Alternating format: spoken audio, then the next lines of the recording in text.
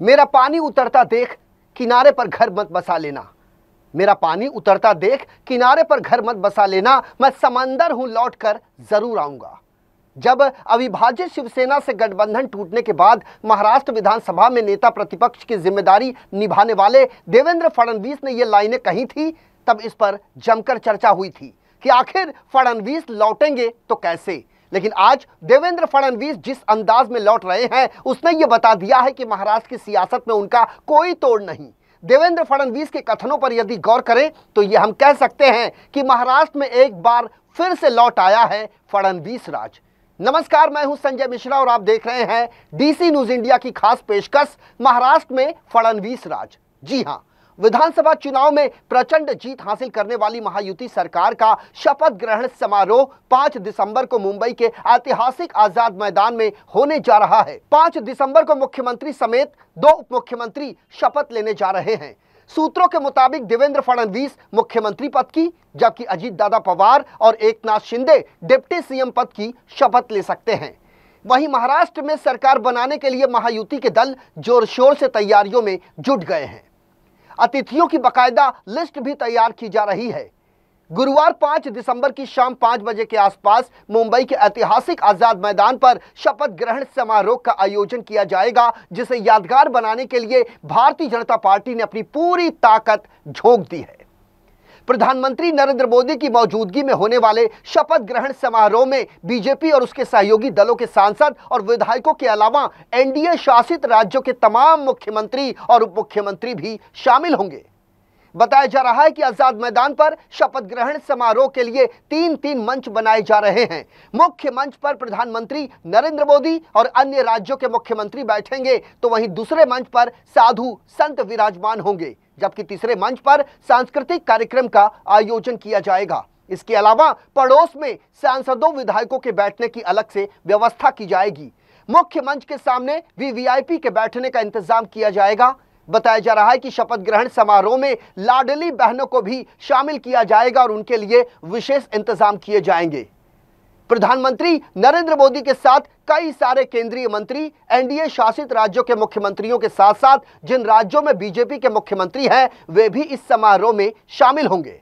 इसके अलावा महाराष्ट्र की सत्ता स्थापित करने के लिए पावर शेयरिंग का फॉर्मूला भी सामने आ गया है। सूत्रों के मुताबिक महाराष्ट्र सरकार में बीजेपी के पास 21 से 22 मंत्रालय होंगे। वहीं जिस गृह मंत्रालय को लेकर भाजपा और शिवसेना में खींचतान चल रही थी, वो भी भारतीय जनता के पास ही रहने की संभावना है। यानी कि शिवसेना अब बैकफुट पर नजर आ रही है और गृह मंत्रालय की जिद पर पड़े एकनाथ शिंदे ने अपना मन बदल दिया है। दरअसल सीएम एकनाथ शिंदे नई सरकार में सीएम पद के बदले शिवसेना की मजबूत स्थिति चाहते थे, लेकिन ऐसा कुछ होता नजर नहीं आ रहा है। वहीं स्पीकर पद भारतीय जनता पार्टी को मिल सकता है। सूत्रों के मुताबिक एनसीपी के खाते में वित्त मंत्रालय, जबकि शिवसेना शिंदे गुट के खाते में नगर विकास मंत्रालय जाने की संभावना है। बाकी विभागों के बारे में बाद में चर्चा होगी। वहीं सूबे की नई सरकार में एकनाथ शिंदे की शिवसेना के 11 से 12 मंत्री हो सकते हैं, जबकि अजीत दादा पवार की एनसीपी की ओर से सरकार में 10 मंत्री बनाए जा सकते हैं। स्पीकर और गृह मंत्रालय के अलावा भारतीय जनता पार्टी राजस्व और विधान परिषद के चेयरमैन का पद भी अपने पास रख सकती है। सरकार गठन से पहले मुंबई में महायुति के तीनों नेता देवेंद्र फडणवीस, एकनाथ शिंदे और अजीत दादा पवार मीटिंग करेंगे और नए मुख्यमंत्री से लेकर मंत्रिमंडल के फॉर्मूले पर अपनी अपनी सहमति जताएंगे। हालांकि कार्यवाहक सीएम एकनाथ शिंदे अभी भी अस्वस्थ हैं, इस वजह से लगातार बैठकें टल रही हैं। आज CM Eknath Shinde routine checkup के लिए अस्पताल पहुंचे थे। आपको बता दें कि एकनाथ शिंदे बुखार से पीड़ित हैं, जिसके चलते वे कमजोरी महसूस कर रहे हैं। अस्पताल जाने के दौरान मुख्यमंत्री एकनाथ शिंदे ने कहा कि अब वो पहले से बेहतर महसूस कर रहे हैं। महाराष्ट्र में विधानसभा चुनाव के नतीजे आए, तकरीबन 1.5 सप्ताह बीत गए, लेकिन सीएम पद पर सस्पेंस लगातार बरकरार रहा। पहले यह माना जा रहा था कि महायुति की सबसे बड़ी पार्टी होने के नाते भारतीय जनता पार्टी अपना मुख्यमंत्री चाहती है, जो कि वाजिब भी है। इसको लेकर पूर्व मुख्यमंत्री देवेंद्र फडणवीस का नाम मुख्यमंत्री पद के लिए सबसे आगे चल रहा था, लेकिन बीच में कुछ अफवाहों ने भी माहौल बदलने की कोशिश की। किसी ने कुछ तो किसी ने कुछ कहा। सोशल मीडिया भी इससे अछूता नहीं रहा। अपने अपने तरीके से लोग कमेंट बॉक्स में कमेंट करते नजर आए, लेकिन उसमें भी देवेंद्र फडणवीस को लोगों ने सबसे ज्यादा पसंद किया। हालांकि एकनाथ शिंदे गुट की शिवसेना यही चाहती रही कि एक बार फिर एकनाथ शिंदे को मुख्यमंत्री बनने का मौका दिया जाए, लेकिन यह महायुति के नियमों से परे था। चूंकि यह पहले ही तय हो चुका था कि जिस पार्टी के सबसे ज्यादा विधायक होंगे मुख्यमंत्री उसी का होगा। शिवसेना का तर्क है कि शिंदे सरकार की नीतियों की वजह से ही चुनाव में महायुति इतना बेहतरीन प्रदर्शन कर सकी है। आपको बता दें कि महाराष्ट्र विधानसभा चुनाव में महायुति गठबंधन ने 232 सीटों पर जीत दर्ज की है, जिसमें से 132 सीटें अकेले भारतीय जनता पार्टी के खाते में आई है, जबकि 57 सीटें शिवसेना शिंदे गुट के पास और 41 सीटें एनसीपी के खाते में आई है।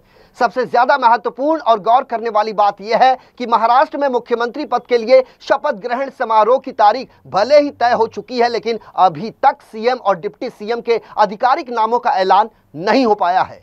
इसके लिए महाराष्ट्र में अगले 24 घंटे निर्णायक साबित हो सकते हैं। लेकिन कहा यह भी जा रहा है कि सीएम की कुर्सी देवेंद्र फडणवीस को मिलेगी, जबकि डिप्टी सीएम के तौर पर अजीत पवार और एकनाथ शिंदे होंगे।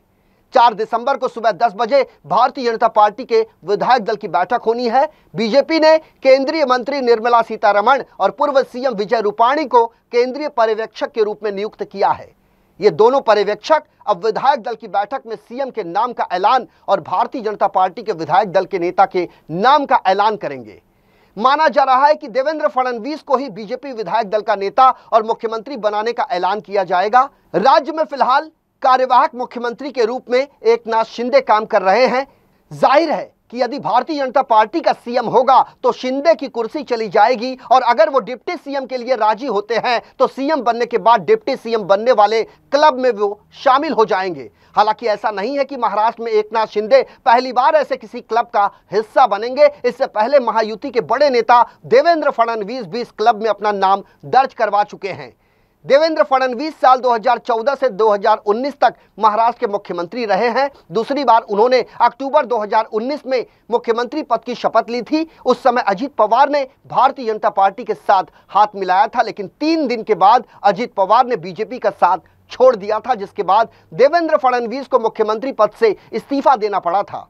साल 2022 में शिवसेना में बगावत हुई, जिसके बाद भारतीय जनता पार्टी ने शिंदे सेना के साथ मिलकर सरकार बनाई, जिसमें देवेंद्र फडणवीस जुलाई 2022 से अब तक एकनाथ शिंदे सरकार में डिप्टी सीएम रहे।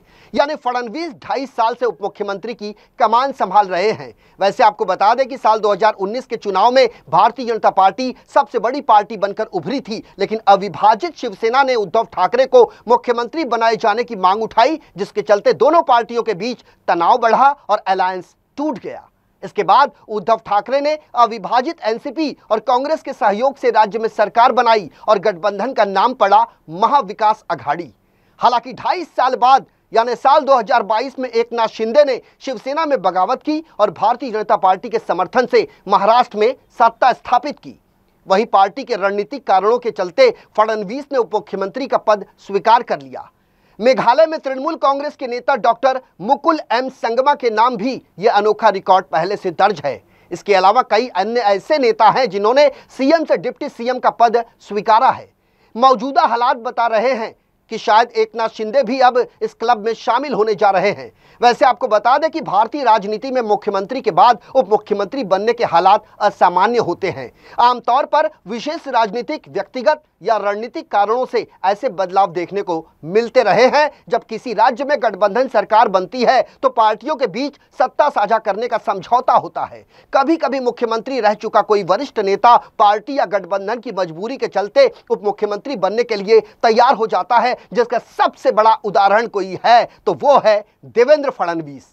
तमाम सियासी हालातों से निपटने के बाद आखिरकार एक बार फिर देवेंद्र फडणवीस सूबे के मुखिया बन सकते हैं। देवेंद्र फडणवीस ने जिन पंक्तियों का इस्तेमाल दरिया बनकर किया था, उसकी लाइनें कुछ इस प्रकार है। साहिलों से दूर हूं पर खोया नहीं, मुझे मेरी लहरों का रास्ता पता है। भटकता हूं सफर में मगर रुकूंगा नहीं, मैं दरिया हूं लौट के आऊंगा। खुशबू लिए उन मिट्टी की जहां मेरा अस्तित्व बसा है। समंदर की बाहों में बहता हूं पर जड़ से अलग हो पाना आसान नहीं। हर कतरा मेरी कहानी कहता है, हर मोड़ पर एक नया इम्तिहान है। साहस मेरा साथी है और उम्मीद मेरा सहारा। मैं वो दरिया हूं जो लौट कर फिर आऊंगा। हमारे इस खास पेशकश में मेरे साथ अभी के लिए इतना ही। ताजा तरीन खबरों के लिए देखते रहें DC न्यूज इंडिया। पूरी टीम के साथ मुझे आने संजय मिश्रा को दीजिए इजाजत। नमस्कार।